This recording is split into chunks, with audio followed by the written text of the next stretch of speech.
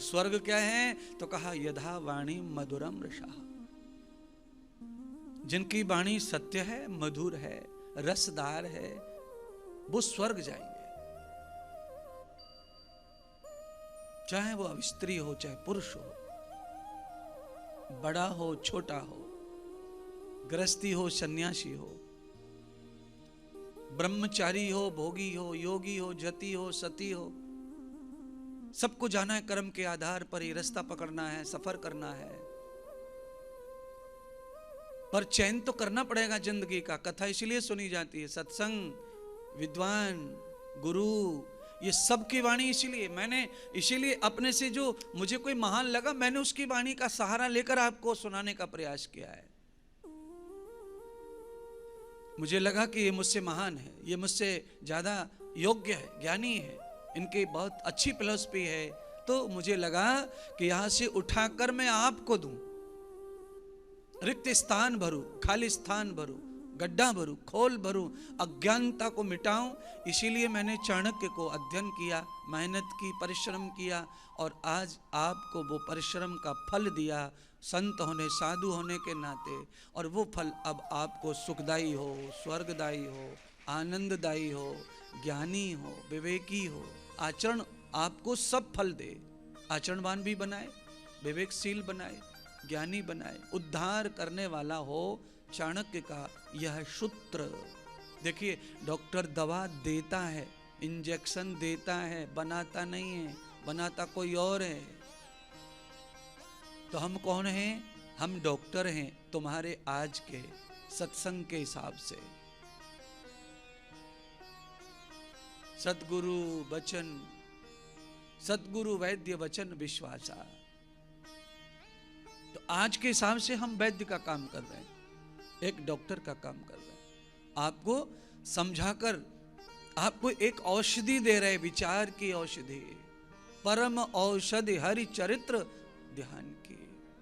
ये पुराण, ये कथा, भागवत क्या है? परम औषधि है, प्रभु के धाम की, प्रभु के ज्ञान की, ईश्वर का वो संदेश भागवत के द्वारा सरलता से हम तक पहुंच जाता है।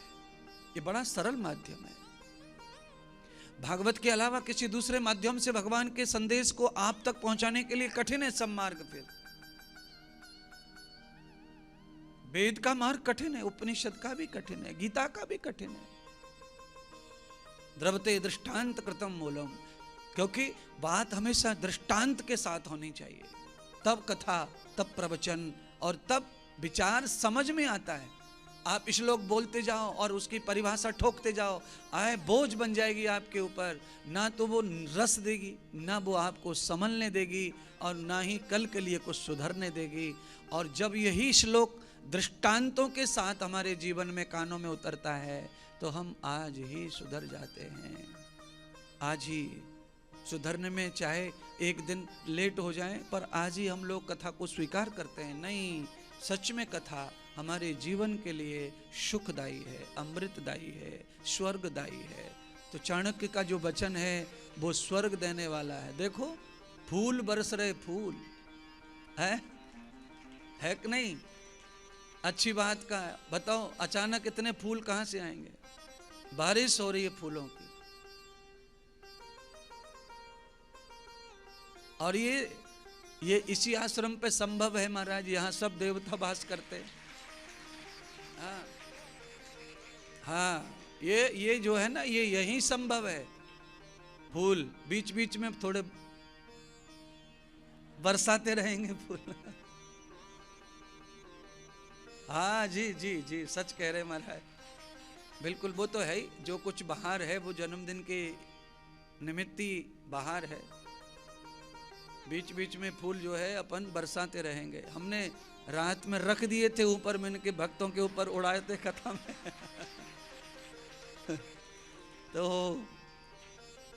हवा का बेग आते आते हवा के साथ साथ ये फूल भी आपके और महर्षि चाणक्य के वचनों का प्रमाण दे रहे हैं। ये पुष्प वर्षा जो हो रही है, ये कह रही है कि ये सब स्वर्ग में बैठे, इसीलिए फूलों की बहार कथा में आ रही है। आतिष्ठते पृथिव्याम यत संगरूपम, आ पृथिव्याम प्रतिष्ठते यति संगरूपम, कृतं प्रमाणम दर्शेत भावम। जब हमारे जीवन में साक्षात प्रमाण घट रहे हों, दृष्टांत घट रहे हों, कोई घटना घट रही हो, तो उससे प्रूफ हो जाता है कि इंद्रदेव महाराज सही बता रहा है, सही कह रहा है।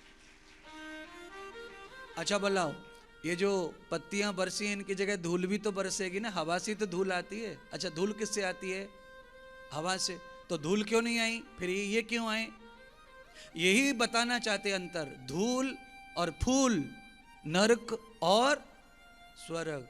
तो यहां स्वर्ग प्राप्ति का साधन है, तो यहां धूल नहीं, यहां फूल आएंगे, अनंत आएगा।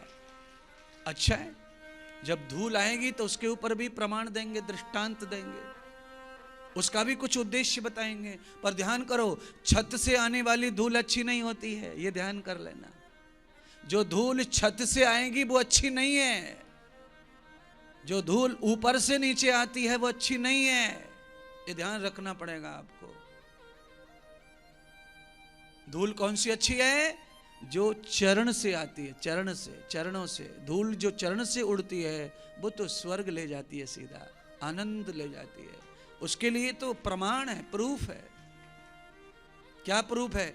आप एक लाइन गाते हैं, आपका ही भजन है वो, उसको ही गुनगुना के प्रूफ को तैयार करो, और इस समय माहौल बना है तो उसी माहौल में ये भजन की पंक्ति एकदम एकदम एकदम एकदम सटीक आ जाएगी।